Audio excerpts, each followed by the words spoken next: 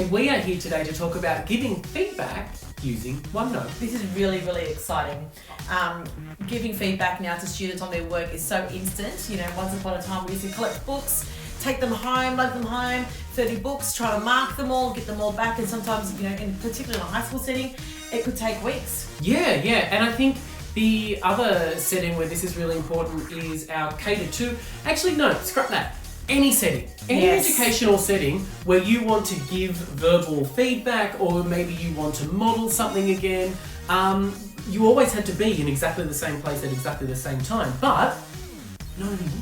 Exactly right. And what's great about what we're about to show you too is that when students take their books home, it's usually the end of term, so parents don't get to see feedback or the progress of their child until like 4 times a year. Yeah. So whereas now with this online and being through the conventions through OneNote, they can get that feedback instantly on a daily basis. Yeah, and that makes sure that you've got the same consistent language getting used at school as well as at home. And we know that those are the 3 main elements of learning. You've got school, home, and the student. So if we can get that consistent language across all 3, exactly. Happy days. And then parents can support their child and do what's actually needed with hopefully, you know, a better understanding of what the task is involved. Let's get cracking. Excellent. Okay, so we are both in our teams. So we have set up a Noelene and Wayne team. So this is the name of our class. So it could be 2C, 2H or whatnot. And with teams, as you know, you've got your presets. So although we are just using the general channel at the moment, the class notebook has already been created for us. So if we click on that, we can actually access and distribute work to all of our students. So I haven't actually set up the class notebook there, so let's just create a blank one. All right, you do that. While you're doing that, on the iPad, up in the top right-hand corner, over towards your battery and Wi-Fi symbols, if you click on more, and then you can start to see here, this is where students are able to access all the different parts of the menus.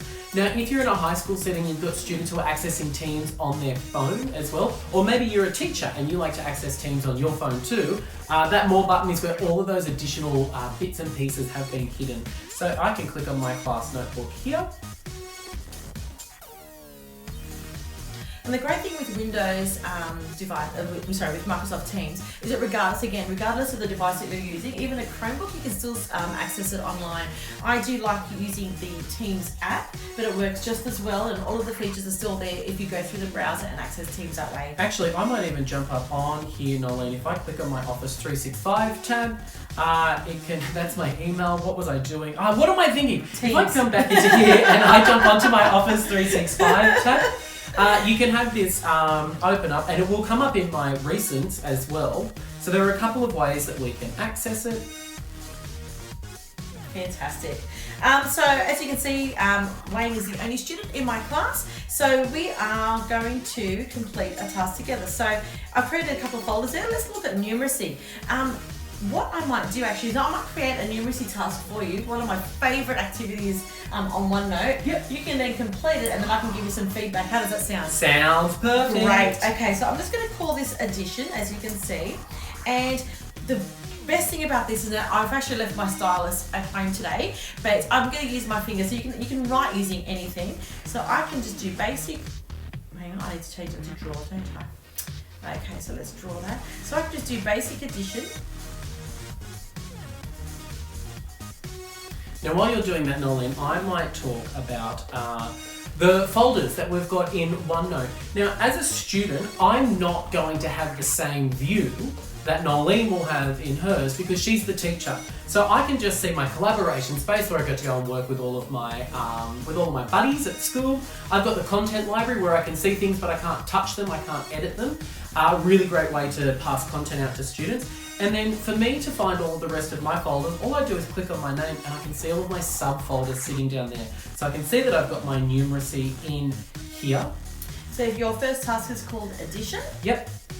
And I've actually handwritten deliberately a very, hopefully, easy equation for you, Wayne. We would hope so. Oh, here we go. Okay, so when you've got what you can actually do is create a quiz. Okay. So by clicking on evaluate, it's giving you the answer, obviously. Yep. We know the answer, but let's just generate a practice quiz for our student. So by clicking on that, a form will be generated using Office forms, which Yep. is fantastic.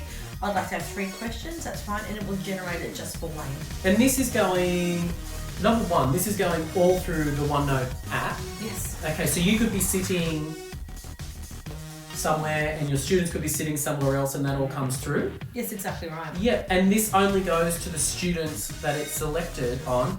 And you just seen that's popped up on my screen. Yes, that's right. So that actually should be shown as a, it should actually be in bed. So Here it is. comes, yep. Remember, we need to wait for that Wi-Fi. We do, and there we are. So it's opened up straight away in my web browser. So it's asking me to evaluate all of these different ones.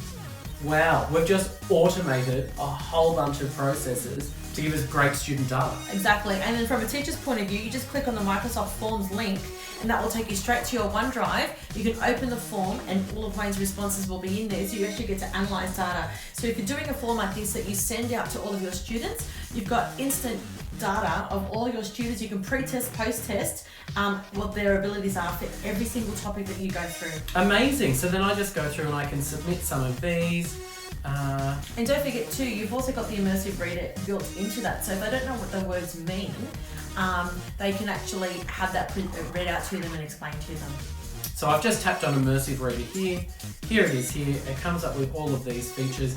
Look, if you want to have a session with Immersive Reader, jump on and check out our Immersive Reader episode. It is amazing. My favourite tool. Yeah, and not just for lasts, not just for support, not just for lower grades. There is so much information in it. We highly recommend that one. Absolutely. Okay, so I am going to submit my form. There we are, done.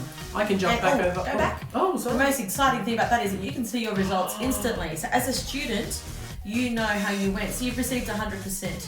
So fantastic, great way to self-reflect. And if there is an issue, then you can go speak to your teacher and get more practice questions. And that's one of those great tools that you could use. You could even put some feedback in there and explicitly teach your students, if you've got something wrong, go and find one of your learning buddies and talk about it. Go and try and figure out those solutions together, because we're not trying to spoon feed answers to students. We're trying to get them to talk about their learning. And what a great way to do that. That's amazing. Yeah. Now there's one other thing, a couple of other things actually that we can do to provide feedback.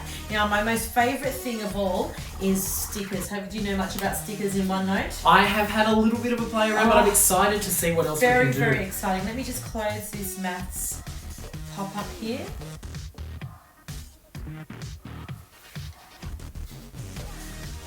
No? Oh, hi. There we are. Okay, so by going to insert here, again, your sub things come up here, but I can actually add a couple of things. I can add an emoji to my students' work.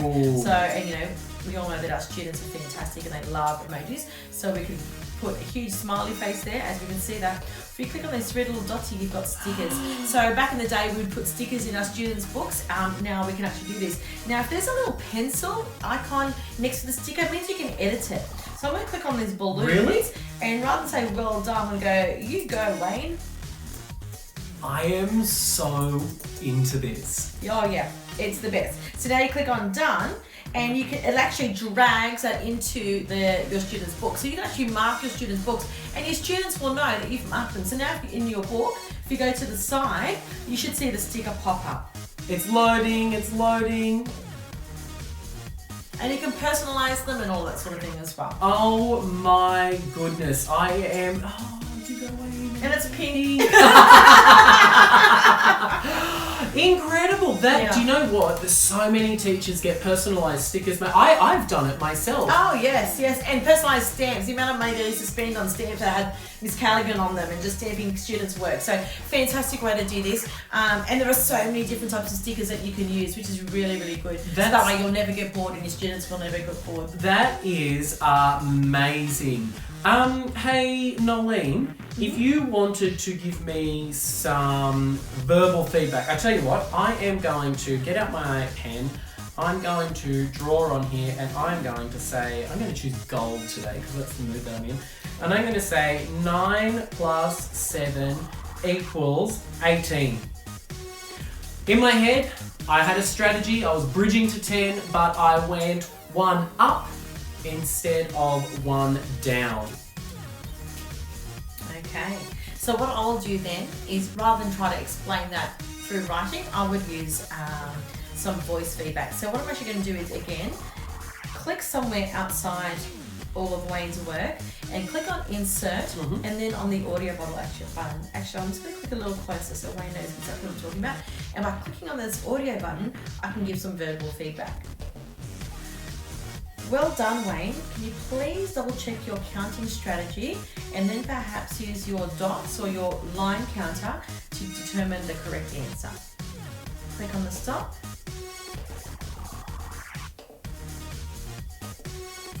Look at that, it stopped straight away. Always. And again, please wait for the file to sync. It may take a few seconds. So if I tap on that now... It's still syncing. I'm still trying to stop. Oh, there we go. Okay. So as you can see then, what you'll see is you'll actually see the icon said that there's an audio recording. So Wayne will be able to see that and go, oh, I've received some verbal feedback. There we are. So you can see that that's loading up on here now. So if I tap on that...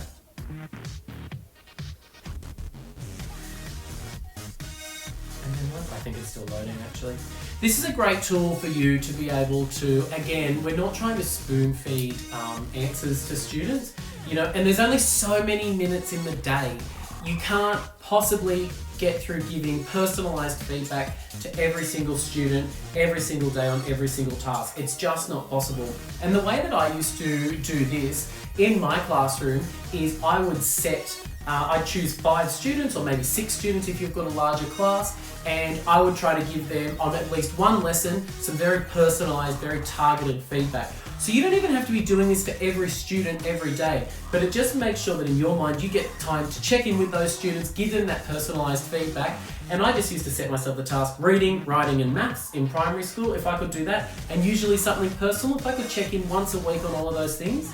Fantastic, so easy. Excellent, exactly. And I'm a high school teacher, and HSC marking or marking leading up to the HSC, you want to give your students as much feedback as possible. And you know, writing notes all over their essay can be really exhausting and quite time consuming. If you're able to read it and give them some verbal feedback and really be specific as to what you would do, you'd give them so much more invaluable feedback than what you would if you were to write it. Yeah, absolutely. And I mean, look, oops, there goes my pencil. If I think back to my university days, never, ever, ever did I look at my written feedback. Oh no, there's just too much, and a lot of it you just couldn't understand because it was all like squished in through borders and whatnot. Yeah, and I think sometimes people have this assumption that technology is really impersonal. But for me, I would much rather receive a voice recording with you telling me how I could improve my strategies or telling me what a great job I've done with that sticker than I would to receive a tick and a written comment. Well, how many times then do you go back to your teacher afterwards and say, sir or miss, can you please explain this to me? And they do give you a great explanation, but by the time you go home, you've forgotten. So by this, there's a recording. You can stop, pause, and you can actually make those amendments as you hear it. Fantastic. So easy. So you've got so many ways to give feedback in OneNote, all the way from kindy right up until year 12, and probably even with your colleagues as well. Absolutely. Imagine the joy of being in your 30s as a teacher and still getting a sticker on your wall. Yeah. I would love a sticker on my programs. You can get in contact with us on Twitter using any of our handles down below, or you can email us, and I've mastered this now, at foundations.t4l@det.nsw.edu.au. Fantastic. Have a great day, everybody. Thank you.